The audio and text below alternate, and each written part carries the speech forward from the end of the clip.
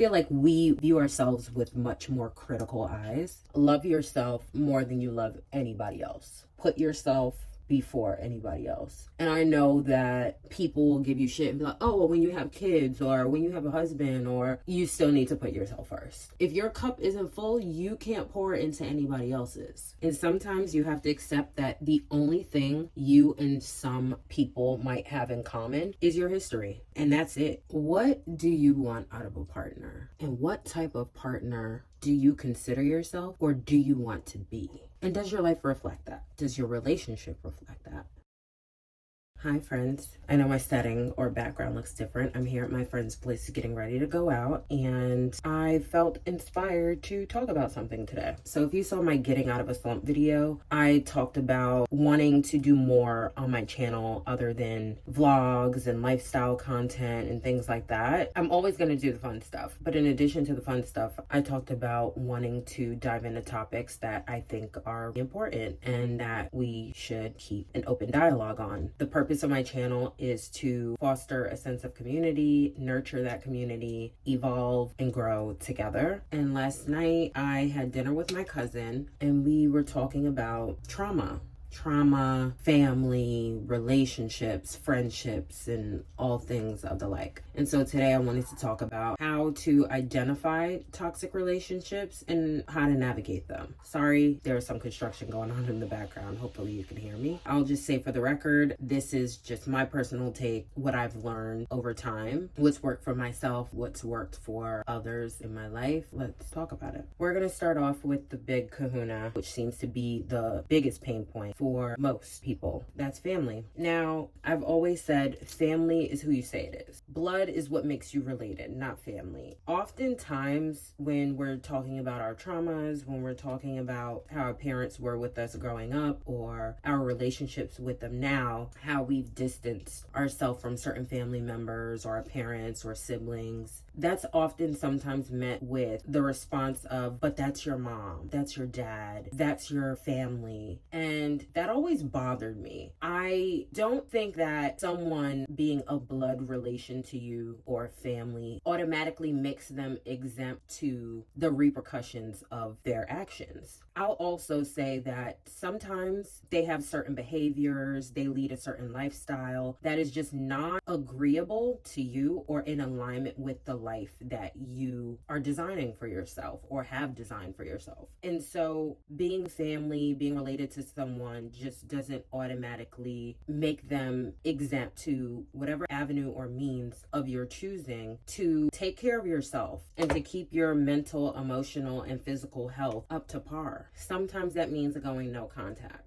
Sometimes that means low contact. Giving what you choose to give to these relationships within your own boundaries that you set. Something else that I found to be common when it comes to family is entitlement. It's one of my greatest pet peeves. I cannot stand it. I cannot stand entitled people. I believe that people should do things because they genuinely want to, not because someone is saying, well, we're family, you're supposed to do this, whether they have kids and they want you to babysit, some type of financial support, whatever it is. In my experience, I've seen it play out in so many ways, but I think that it's not fair. For me personally, and according to me, no one owes me anything, especially at my big age. I am a whole adult. So my mom, my grandmother, my aunts and uncles, my cousins, no one owes me anything. So if I need something or need someone to do something for me and I ask and they say, oh, I can't do that, or I'm not in a position to do this right now, whatever it is, I'm going to say, okay, thank you. There should be no animosity. There should be no back and forth. There should be no argument about it. I think that some people can learn to be really gracious and appreciative of whatever anyone does for them. And so with family, I just wish that everyone got that and operated accordingly. If you feel as though you need to move to another city, another state, another country, not necessarily run from whatever it is, rather to place some distance in between you and them so that you can start to tear down and rebuild and do what you need to do for you. I'll speak from experience. Me moving to Brooklyn when I was living in New York, that was like the first tier of me putting that distance and that separation and learning who I was outside of my home, outside of my family, away from my natural habitat. And also stepping into the person that I felt like when I was living at home, I was unable to be, and I had to have one foot in and one foot out because I just felt like my energy is split here, and I don't feel like I'm stepping into my authentic self or my authentic truth where I'm able to just let my hair down and live without any worry, or just all in all, not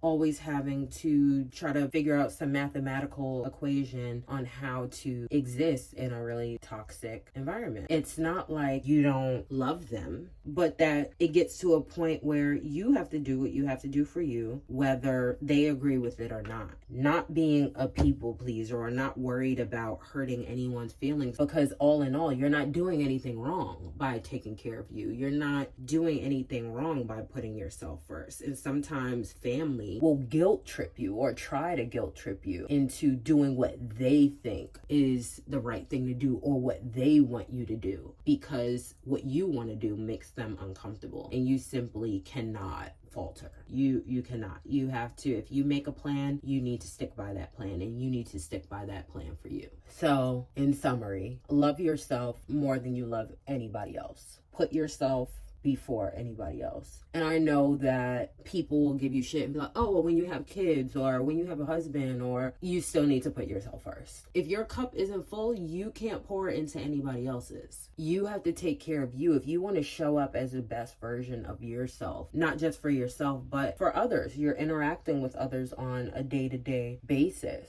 especially if we're speaking of family. So you want to show up as the version of yourself that you want to be and as your best self. That means whatever practices you need to implement, yoga, meditation, journaling, whatever. Do those things. Carve time out to do those things. Whatever you need to do to take care of yourself. The next relationship type we're going to dive into is friendships. Now, most of you might be familiar with the saying, people come into your life for a season, a lifetime, or a reason. And I've learned that through discussions with friends, family, that when a friendship has run its course and you seem to be having a hard time letting that friendship go. And what I mean by hard time letting that friendship go, I mean that a lot of people tend to try to make friendships last a lifetime, when the purpose of which they are supposed to serve is either simply for a season or for a particular reason. However, regardless of however long the lifespan of the friendship is, I do believe that lessons come out of every interaction. You learn something from each of these experiences. They each serve a purpose in your life. That pain that you might feel when it's like, ugh, you know, this friendship is like done. And that doesn't mean someone had to do something wrong or you had to do something to them, but simply that people grow apart. We're ever changing, we're ever evolving. Sometimes people are only meant to be in your life for a particular time in space. You'll soon feel like you're watering dead flowers when the friendship no longer serves you.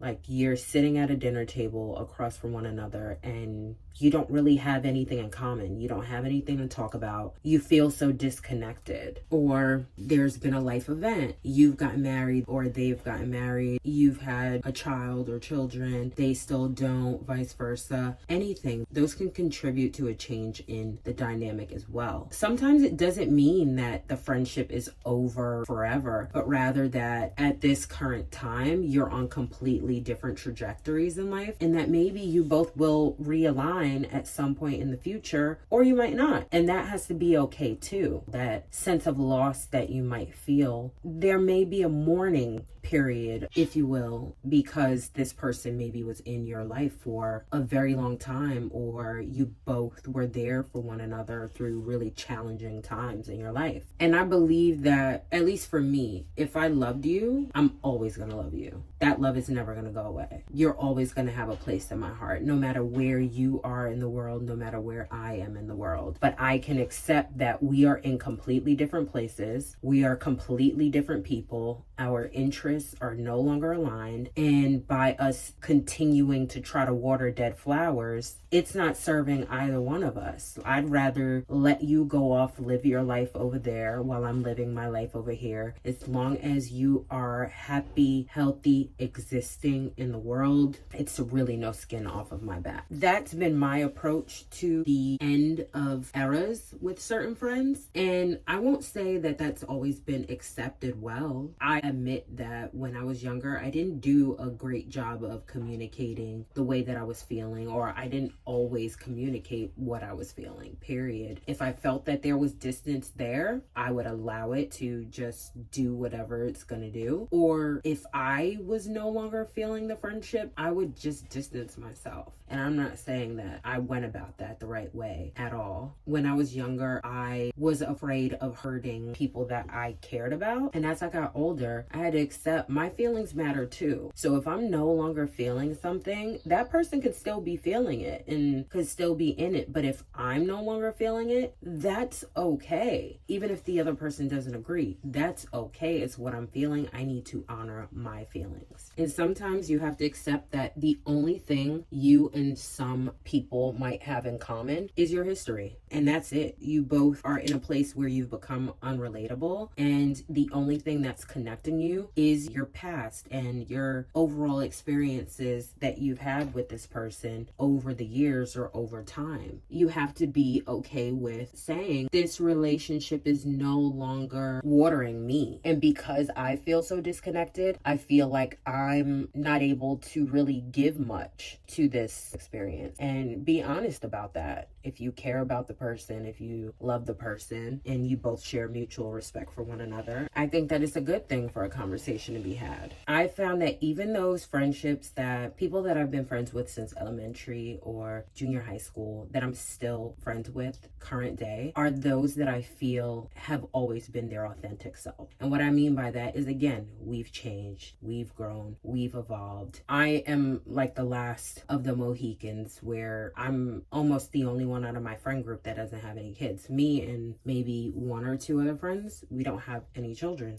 Everyone else has children, they're engaged to be married, or they're already married. We lead completely different lifestyles, but they are still their authentic self. They're very self-aware. There's a certain level of awareness that they have that I admire. Those relationships mean so much to me. Whatever space you might be in, I think that it is just truly important to be very intentional and thoughtful about your associations, the company that you keep, the environments that you place yourself in, and the types of energy that you let into your atmosphere. These interactions do have a great impact on your emotional state, your mental state, and your subconscious is soaking all of that up. Even when you're just unaware, you think that you're not really paying attention to something or you're not listening to something. You don't know if your subconscious is latching onto that and latching onto that energy. So I think that it's just very important to be intentional and to choose your company wisely. On the flip side, make sure that you are being a solid friend, that you are clear about what you believe constitutes a healthy friendship, so that not only are you able to assess these friendships in your life currently, but also be honest with yourself about if you're upholding that standard as a friend as well. Last, but obviously never the least, romantic relationships. Now, what do you want out of a partner? And what type of partner do you consider yourself, or do you want to be? And does your life reflect that? Does your relationship reflect that? How often do you have health check-ins with your partner? How often do you have a health check-in with yourself? Romantic relationships are the most intimate in nature, and I don't think that it gets more intimate than that. Sometimes people get into relationships because they don't simply know how to be alone. They feed off of external love and validation, or because they think this is the status quo and this is what I should have in my life. The latter definitely applied to me. Growing up, I always thought I had to have a boyfriend. Always. I needed to be in a relationship because that's just what you do. Like, girls have boyfriends. I was, what is the word? There's a word, a serial monogamist. Through my teens, my 20s, I just thought that I always had to be in a relationship. I didn't date. I didn't really get out there and like date different people to learn what I liked from what I didn't like, what I wanted from what I didn't want, what I believed a healthy relationship looked like or should be, or how I should be as a partner, what my non-negotiables were. I never got clear about those things. I never thought about those things. It was just like, he's cute or he's really kind, funny, ticks all these boxes, yada yada yada, that's my boyfriend. And I reached a point where I went through something of an identity crisis in my mid-20s. And I was like, you know what? I want to just date myself. I want to be by myself. I'm not entertaining anyone. I'm not giving my number out. I'm not playing around. I'm not doing any of it. Men, please just don't look my way. I promise you, you don't want me right now, because I don't even want me right now. Like, I did not like myself. And I didn't like myself because at that time,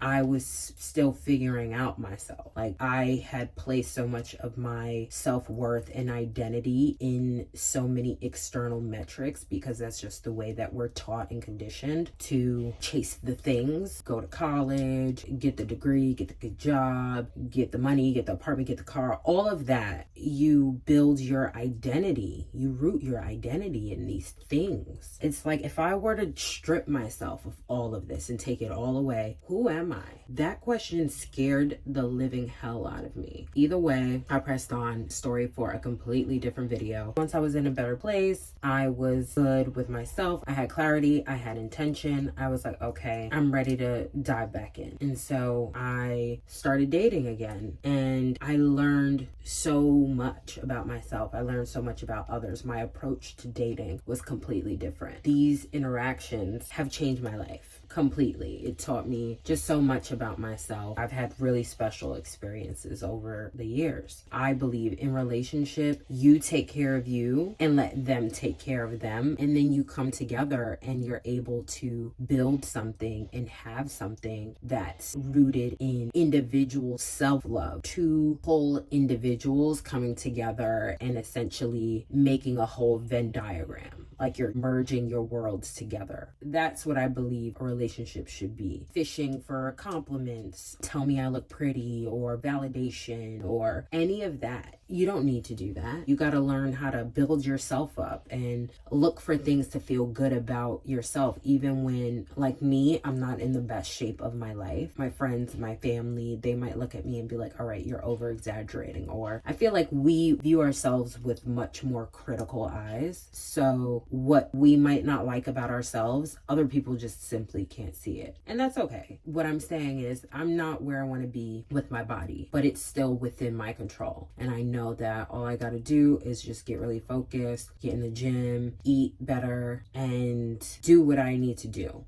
But I'm not looking for my partner to say, oh, you know, you look good, or like build me up. I think that if a compliment is offered, amazing. Thank you so much. Like, I appreciate that. But I'm never fishing for that or looking for that or needing that, because the validation that matters most and what you genuinely are seeking is to like yourself and to love on yourself.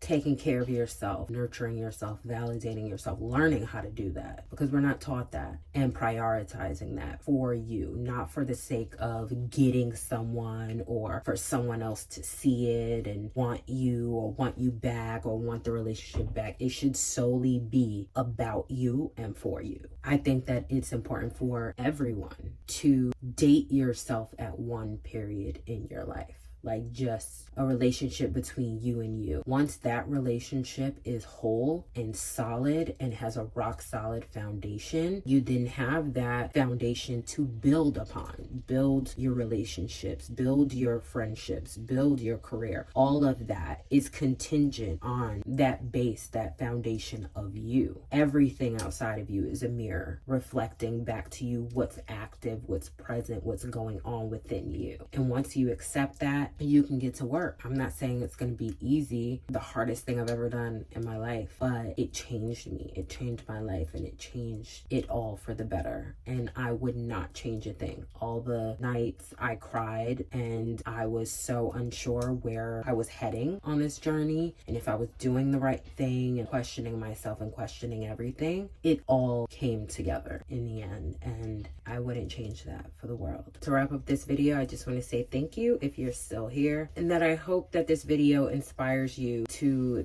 check the pulse on the relationships of your life that may have come to mind while watching this video, or maybe your relationship with yourself. And all in all, I just hope you guys got something out of it. It makes me feel really good to do these types of videos. For me too, it's sort of like I'm talking things through and giving a gentle reminder to myself as well. So thank you for being here again, and I love you all. If you're not subscribed already and you'd like to, please do. Have a lovely rest of your day. I'm gonna go and get dressed and head out. I'll see you in the next one. Bye guys.